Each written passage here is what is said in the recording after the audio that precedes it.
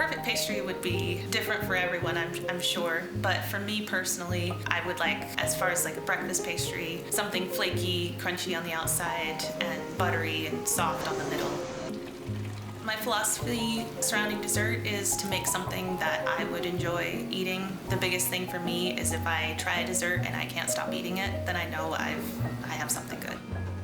I love to ski, I love to hike, and I would like to make a dessert program that's similar to the mountain, just as good.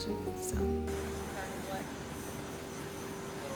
Any dessert that you try at Snowbird or anything sweet has come from the Snowbird Bakery.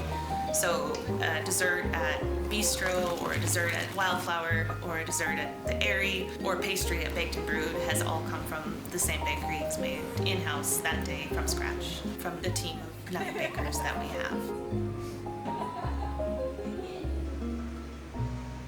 We'll be making a butter pecan gelato, and we caramelize our brown sugar with butter, add our cream and our milk, and then temper in our egg yolks, and then cook that. I like to candy pecans and fold those in, and then we let it cool for 4 hours, then we spin it in the gelato maker.